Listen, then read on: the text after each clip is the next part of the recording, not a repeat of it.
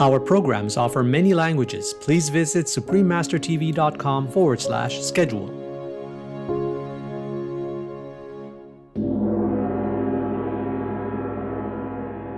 In Zen enlightenment, the discovery of the original face before you were born is the discovery not that one sees Buddha, but that one is Buddha, and the Buddha is not what the images in the temple had led one to expect. For there is no longer any image, and consequently nothing to see, no one to see it, and the void in which no image is even conceivable.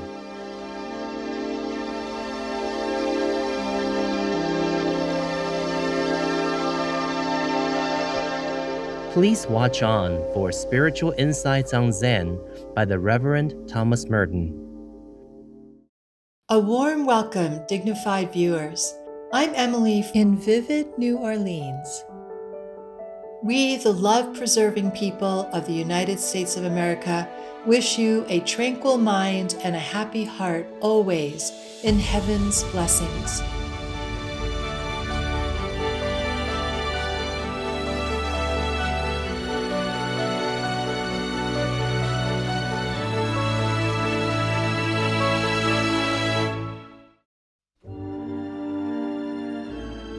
The Reverend Thomas Merton, an important Catholic mystic and spiritual thinker, was born in 1915 to a New Zealand father and an American mother.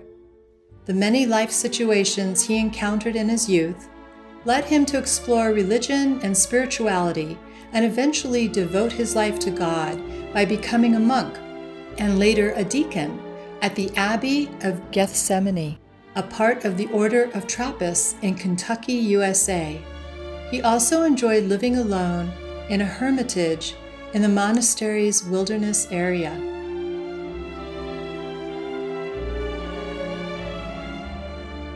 During his monastic life, Thomas Merton developed his writing talent by translating religious texts and writing biographies.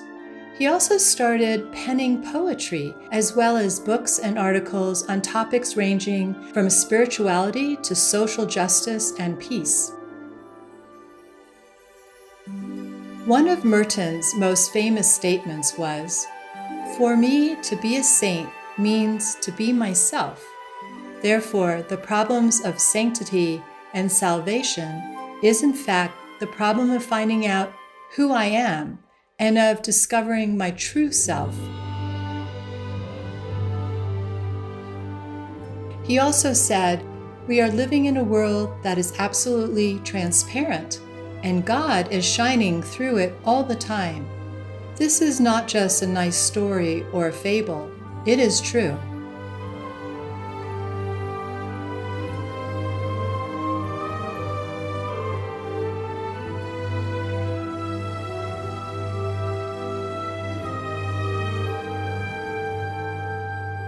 Believing in the equality of all religions, Thomas Merton became deeply interested in Eastern traditions such as Zen Buddhism in the last years of his life. He also held lively discourses with His Holiness the 14th Dalai Lama. Today, the Thomas Merton Center in Kentucky, the International Thomas Merton Society, and others continue to study the life and works of the wise Reverend.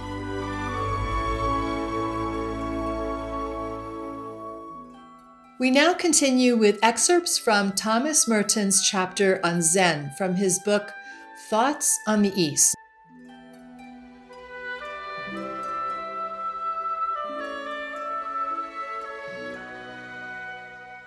On Zen. Zen is consciousness unstructured by particular form or particular system, a transcultural, transreligious, transformed consciousness. It is therefore, in a sense, void. But it can shine through this or that system, religious or irreligious, just as light can shine through glass that is blue or green or red or yellow. If Zen has any preference, it is for glass that is plain, has no color, and is just glass.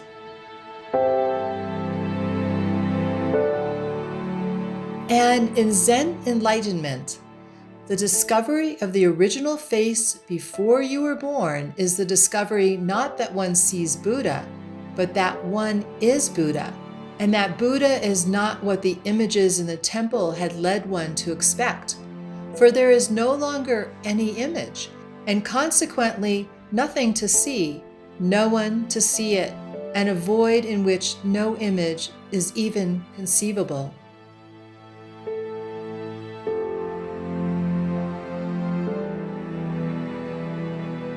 The true seeing, said Shanhui, is when there is no seeing. What this means, then, is that Zen is outside all structures and forms. We may use certain externals of Zen Buddhist monasticism along with the paintings of Zen artists, their poems, their brief and vivid sayings, to help us approach Zen. The peculiar quality of Chinese and Japanese art that is influenced by Zen is that it is able to suggest what cannot be said, and by using a bare minimum of form to awaken us to the formless. Zen painting tells us just enough to alert us to what is not, and is nevertheless right there. Zen calligraphy, by its peculiar suppleness, dynamism, abandon, contempt for prettiness, and for formal style, reveals to us something of the freedom which is not transcendent in some abstract and intellectual sense, but which employs a minimum of form without being attached to it, and is therefore free from it.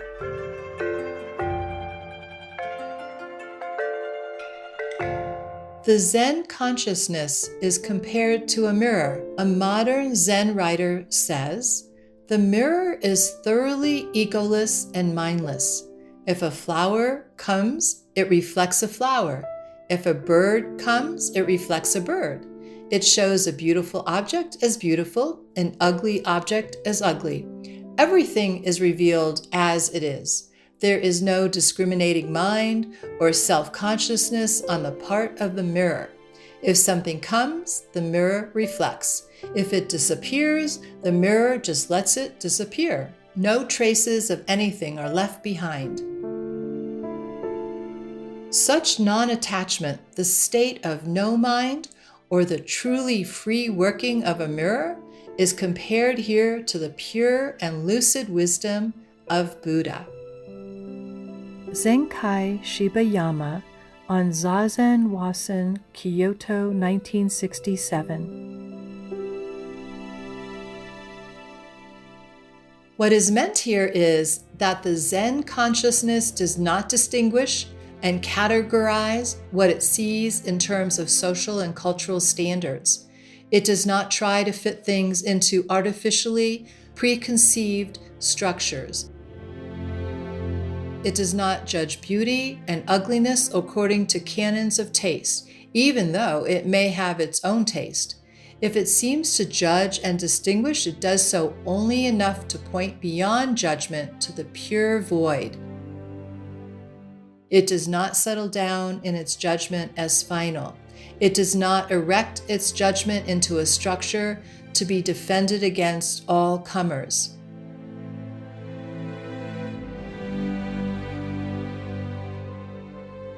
Here we can fruitfully reflect on the deep meaning of Lord Jesus' saying, "Judge not, and you will not be judged." Beyond its moral implications, familiar to all, there is a Zen dimension to this word of the gospel. Only when this Zen dimension is grasped will the moral bearing of it be fully clear. As to the notion of the Buddha mind, it is not something esoteric to be laboriously acquired, something not there, which has to be there. Where? By the assiduous mental and physical pummeling of roshis, Zen masters, koans, Zen question or statement, and all the rest. The Buddha is your everyday mind. The trouble is that as long as you are given to distinguishing, judging, categorizing, and classifying, or even contemplating, you are superimposing something else on the pure mirror. You are filtering the light through a system as if convinced that this will improve the light. The real way to study Zen is to penetrate the outer shell and taste the inner kernel which cannot be defined. Then one realizes in oneself the reality which is being talked about.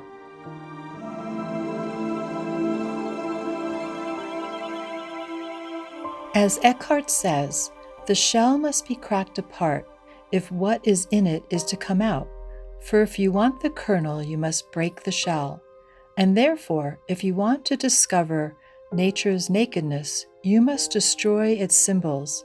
And the farther you get in, the nearer you come to its essence. When you come to the one that gathers all things up into itself, there you must stay. We cannot begin to understand how the Zen experience is manifested and communicated between master and disciple unless we realize what is communicated. If we do not know what is supposed to be signified, the strange method of signification will leave us totally disconcerted and more in the dark than we were when we started. Now in Zen, what is communicated is not a message. It's not simply a word, even though it might be the word of the Lord. It is not a what. It does not bring news which the receiver did not already have about something the one informed did not yet know.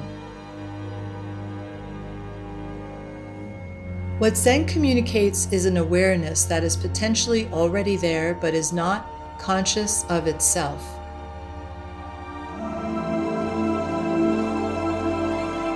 Zen is then not kerygma, proclamation, but realization, not revelation, but consciousness, not news from the Father who sends his Son into this world, but awareness of the ontological ground of our own being here and now, right in the midst of the world. We will see later that the supernatural kerygma, proclamation, and the metaphysical intuition of the ground of being are far from being incompatible. One may be said to prepare the way for the other. They can well complement each other, and for this reason, Zen is perfectly compatible with Christian belief, and indeed with mysticism, if we understand Zen in its pure state as metaphysical intuition. If this is true, then we must admit it is perfectly logical to admit, with the Zen masters, that Zen teaches nothing.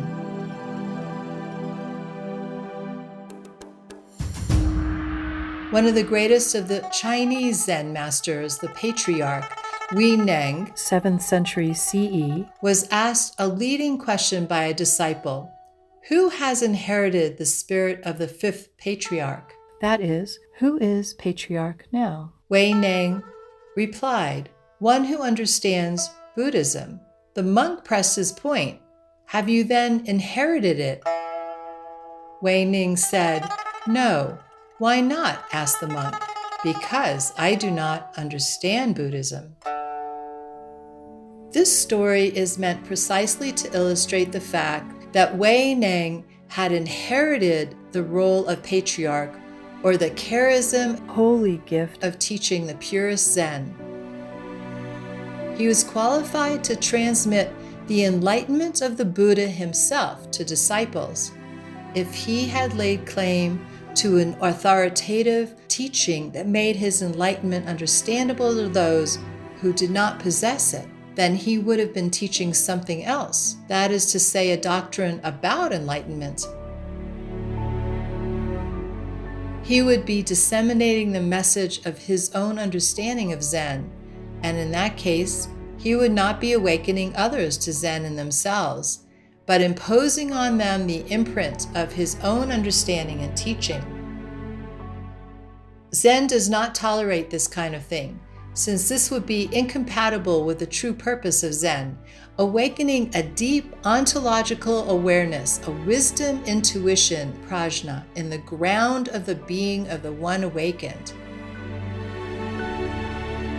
And in fact, the pure consciousness of prajna would not be pure and immediate if it were a consciousness that one understands, prajna.